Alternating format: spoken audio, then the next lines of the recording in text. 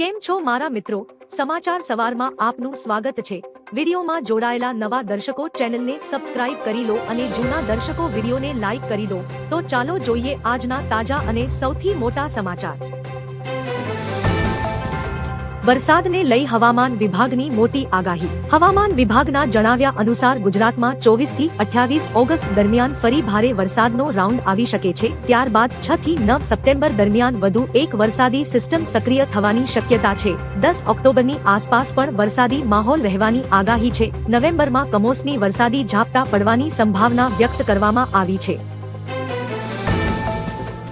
ઉપલેટા પંથકમાં લાંબા વિરામ બાદ મેઘરાજાની પધરામણી। ઉપલેટા પંથકમાં લાંબા વિરામ બાદ બપોર પછી હવામાનમાં પલટો આવ્યો હતો। આકાશમાં કાળા વાદળો છવાયા બાદ ધીમી ધારે વરસાદ શરૂ થતા વાતાવરણમાં ઠંડક પ્રસરી ગઈ હતી। વરસાદથી અસહ્ય ગરમી અને બફારાથી લોકોને રાહત મળી છે। લાંબા સમયથી વરસાદની રાહ જોઈ રહેલા ખેડૂતોમાં પણ ખુશીનો માહોલ જોવા મળ્યો હતો। દૂધમાં ભેળસેળ કરશો તો છોડવામાં નહીં આવે। પૂર્વ મંત્રી જયેશ રાદડિયા દૂધમાં ભેળસેળ કરનારા તત્વો સામે લાલ આંખ કરી એક કાર્યક્રમ દરમિયાન દૂધમાં થતી ભેળસેળને લઈને કહ્યું કે જે કોઈ દૂધમાં ભેળસેળ કરશે તો તેને કોઈ પણ સંજોગોમાં છોડવામાં આવશે નહીં અને કોઈની પણ ભલામણ ચલાવી લેવામાં આવશે નહીં। વધુમાં તેમને ડેરીને પણ ચેતવણી આપતા કહ્યું કે દૂધમાં ભેળસેળ કરતી ઝડપાશે તો તે મંડળીને તાત્કાલિક અસરથી સસ્પેન્ડ કરી દેવામાં આવશે। પીએમ મોદીનો ખાસ વિડીયો। પીએમ મોદીએ ઇન્સ્ટાગ્રામ પર એક ખાસ પોસ્ટ શેર કરી છે। તેમણે જણાવ્યું કે દરરોજ સવારે મિત્રોને ખાવાનું ખવડાવવું તેમની રોજની દિનચર્યાનો ભાગ છે। સ્વતંત્રતા દિવસ પર લાલ કિલ્લા માટે રવાના થતા સમયે તેમના આ ખાસ મિત્રો તેમને મળવા પહોંચી ગયા। તેમણે આ મુલાકાતને હંમેશાની જેમ ખાસ જણાવી। પીએમ મોદીએ સોશિયલ મીડિયા પોસ્ટ દ્વારા આ પ્રેમ પળની તસવીરો અને અનુભવ શેર કર્યો છે। હું ખરાબ લોકો પર બુલડોઝર ફેરવી શકું છું। સ્વતંત્રતા દિવસના કાર્યક્રમમાં કલાકારો સાથે વાતચીત દરમિયાન સીએમ યોગીનો અનોખો અંદાજ જોવા મળ્યો છે। કાર્યક્રમમાં છત્તીસગઢથી આવેલા કલાકારોએ લોક નૃત્યની પ્રસ્તુતિ આપી અને યુપીના કાયદા વ્યવસ્થાના અને બુલડોઝર કાર્યવાહીની જોરદાર વખાણ કર્યા। જે બાદ સીએમ યોગીએ હસતા હસતા કહ્યું કે તમે ગઈ શકો છો તો ગીત ગાઓ છો, હું ગઈ શકતો નથી તો ખરાબ લોકો પર બુલડોઝર ચલાવું છું। ત્યારબાદ કાર્યક્રમમાં તાળીઓનો ગડગડાટ શરૂ થયો।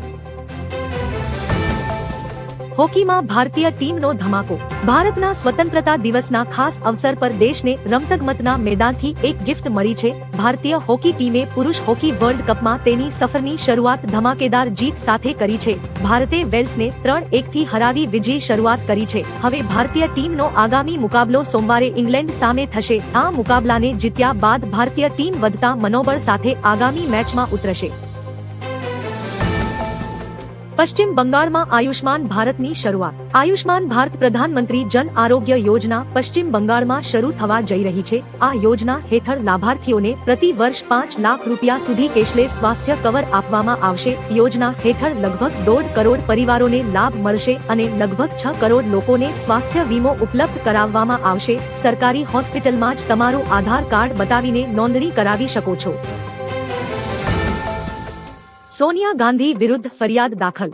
ભાજપના નેતાઓએ કર્ણાટકના મેંગલુરુના ઉર્વા પોલીસ સ્ટેશનમાં કોંગ્રેસ નેતા સોનિયા ગાંધી વિરુદ્ધ ઔપચારિક ફરિયાદ નોંધાવી છે। સ્વતંત્રતા દિવસ પર કોંગ્રેસ મુખ્યાલયમાં રાષ્ટ્રગીત વંદે માતરમ ગાતી વખતે તેમના વર્તન અંગે થયેલા વિવાદને પગલે આ ફરિયાદ કરવામાં આવી છે। ભાજપ નેતા વિકાસ પુટ્ટુરે જણાવ્યું હતું કે કોંગ્રેસ પાર્ટી હંમેશા વંદે માતરમનો વિરોધ કરતી રહી છે।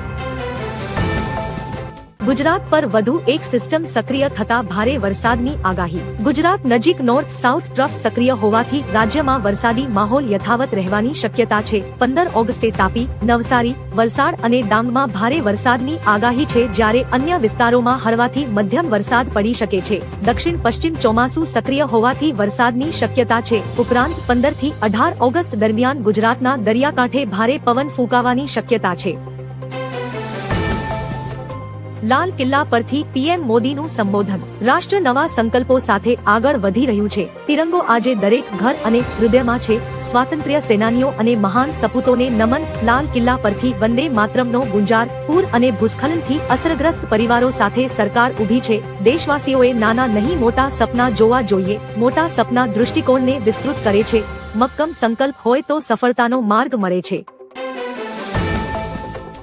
અંબાલાલ પટેલ તારીખ સાથે કરી ભયાનક આગાહી। હવામાન નિષ્ણાત અંબાલાલ પટેલના જણાવ્યા અનુસાર ગુજરાતમાં 24 થી 28 ઓગસ્ટ દરમિયાન ફરી ભારે વરસાદનો રાઉન્ડ આવી શકે છે। ત્યારબાદ 6 થી 9 સપ્ટેમ્બર દરમિયાન વધુ એક વરસાદી સિસ્ટમ સક્રિય થવાની શક્યતા છે। 10 ઓક્ટોબરની આસપાસ પણ વરસાદી માહોલ રહેવાની આગાહી છે। નવેમ્બરમાં કમોસમી વરસાદી ઝાપટા પડવાની સંભાવના વ્યક્ત કરવામાં આવી છે। પેટ્રોલ ડીઝલ પર મોટા સમાચાર। મોદી સરકારે પેટ્રોલ ડીઝલ અને એવિએશન ફ્યુઅલના નિકાસ પર મોટો નિર્ણય લીધો છે।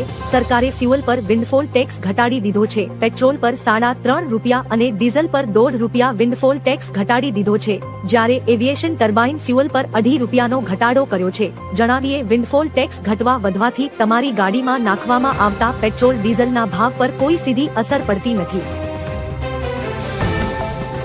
2047 સુધી વિકસિત ભારત બનીને રહેશે। દેશના 80મા સ્વતંત્રતા દિવસ પર્વ પર પીએમ મોદીએ લાલ કિલ્લાની પ્રાચીરથી દેશને સંબોધિત કર્યું। તેમણે કહ્યું કે મેં એક સપનું જોયું છે, જે સપનું 2047 સુધી વિકસિત ભારતને બનવાનું છે। આપણે આપણી ક્ષમતાઓને વધારવાની અને આપણા હિતોની રક્ષા જાતે કરવાની છે।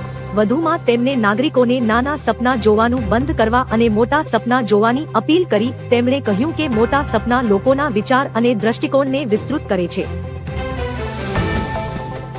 લાલ કિલ્લા પરથી પીએમ મોદીની મોટી જાહેરાત। સ્વતંત્રતા દિવસ નિમિત્તે લાલ કિલ્લા પરથી રાષ્ટ્રને સંબોધન કરતા પીએમ મોદીએ એક મોટી જાહેરાત કરી। પીએમએ જણાવ્યું કે આગામી 7 વર્ષમાં 5 થી 8 સેમિકન્ડક્ટર પ્લાન્ટ સ્થાપિત કરવામાં આવશે। આ સાથે ભારત પરમાણુ ઉર્જામાં આત્મનિર્ભરતા પણ પ્રાપ્ત કરશે। દેશમાં 5 નવા રિએક્ટર સ્થાપિત કરવામાં આવશે। વધુમાં made in India 6G technology દરેક ઘર સુધી પહોંચશે। પીએમ મોદીની ભાષણની મુખ્ય વાતો।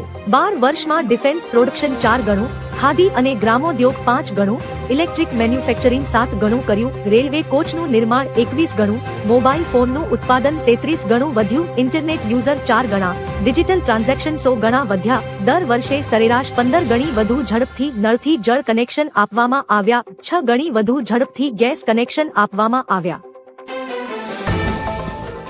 પીએમ મોદીની મોટી જાહેરાત। સ્વતંત્રતા દિવસના અવસર પર લાલ કિલ્લાથી પીએમ મોદીએ દેશને સંબોધિત કરતા મોટી જાહેરાત કરી છે। પ્રધાનમંત્રીએ જેનજી અને અલ્ફા માટે સ્પર્ધાત્મક પરીક્ષાઓ માટે મફત ઓનલાઈન કોચિંગ અને 1 વર્ષમાં 1 કરોડ યુવાઓને એઆઈ સ્કિલ ટ્રેનિંગ આપવાની જાહેરાત કરી છે।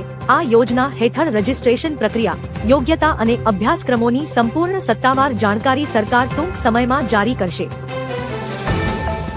અંબાલાલની ભૂક્કા કાઢે તેવી આગાહી। હવામાન નિષ્ણાંત અંબાલાલ પટેલે રાજ્યમાં વરસાદની આગાહી કરી છે। આગાહી મુજબ રાજ્યમાં આગામી 4 દિવસ દરમિયાન રાજ્યના તમામ વિસ્તારોમાં વરસાદી માહોલ જામશે। ખાસ કરીને ઉત્તર ગુજરાતના બનાસકાંઠા જિલ્લામાં ભારે વરસાદ વરસી શકે છે। ઉપરાંત મધ્ય ગુજરાતમાં વડોદરા સહિતના વિસ્તારો તેમજ પૂર્વ ગુજરાતના કેટલાક ભાગોમાં પણ વરસાદી ઝાપટા પડી શકે છે। દક્ષિણ ગુજરાતના વિસ્તારોમાં પણ છૂટોછવાયો વરસાદ થવાની શક્યતા છે। લાલ કિલ્લા પર ગુંજી ઉઠશે વંદે માતરમ। આજે 15 ઓગસ્ટના રોજ દેશના 80મા સ્વતંત્રતા દિવસ પર ઐતિહાસિક લાલ કિલ્લાના પ્રાચીર પરથી પ્રથમ વખત રાષ્ટ્રીય ગીત વંદે માતરમ સત્તાવાર રીતે ગાવામાં આવશે। ધ્વજવંદન સમારોહ બાદ ત્રિરંગાને રાષ્ટ્રીય સલામી આપવામાં આવશે। ત્યારબાદ તરત જ સમારોહમાં હાજર લોકો સામૂહિક રીતે રાષ્ટ્રીય ગીત ગાશે। આ વર્ષે રાષ્ટ્રીય ગીત વંદે માતરમની રચનાની 150મી વર્ષગાંઠ છે, જે માટે આ ખાસ કાર્યક્રમનું આયોજન કરવામાં આવી રહ્યું છે। ગુજરાત પર 6 વરસાદી સિસ્ટમ સક્રિય। હવામાન વિભાગે ગુજરાતમાં આગામી 7 દિવસ સુધી વરસાદી માહોલ યથાવત રહેવાની આગાહી કરી છે। રાજ્યમાં હાલમાં 6 વરસાદી સિસ્ટમ સક્રિય છે। આજે 15 ઓગસ્ટે 4 જિલ્લામાં યલો એલર્ટ સાથે ભારે વરસાદની શક્યતા વ્યક્ત કરવામાં આવી છે। રાજ્યમાં અત્યાર સુધીમાં સરેરાશ 994 મીમી વરસાદની સામે 501 મીમી વરસાદ નોંધાયો છે, એટલે કે સિઝનનો કુલ વરસાદ 1% વધુ નોંધાયો છે। શાળામાં મોબાઈલ પર પ્રતિબંધ। રાજ્યની શાળામાં વધતા મોબાઈલ ઉપયોગ પર હવે કડક પગલાં લેવાની માંગ ઉઠી છે। શાળા સંચાલક મંડળ દ્વારા શિક્ષણ મંત્રીને રજૂઆત કરવામાં આવી છે, જેમાં વિદ્યાર્થીઓ માટે સ્કૂલ પરિસરમાં મોબાઈલ ઉપયોગ પર સંપૂર્ણ પ્રતિબંધ મૂકવાની માંગ કરવામાં આવી છે। આ અંગે વાત કરતા સંચાલક મંડળના પ્રમુખે જણાવ્યું કે 2010માં સરકાર દ્વારા શાળામાં મોબાઈલ પ્રતિબંધ અંગેનો પરિપત્ર બહાર પાડવામાં આવ્યો હતો, પણ હાલમાં તેનું પાલન થતું નથી। રક્ષાબંધનની તારીખ અને શુભ મુહૂર્ત. રક્ષાબંધનનો તહેવાર દર વર્ષે શ્રાવણ પૂર્ણિમાના દિવસે ઉજવવામાં આવે છે. વર્ષ 2026માં રક્ષાબંધનનો પવિત્ર તહેવાર 28 ઓગસ્ટ શુક્રવારે ઉદ્યા તિથિ અનુસાર ઉજવવામાં આવશે. આ દિવસે પૂનમ તિથિ સવારે 9:30 વાગ્યા સુધી છે. ભદ્રા સૂર્યોદય પહેલા જ સમાપ્ત થતી હોવાથી રાખડી બાંધવા માટે સવારે 6 થી 8:45 વાગ્યા સુધીનો સમય સૌથી શ્રેષ્ઠ અને શુભ છે.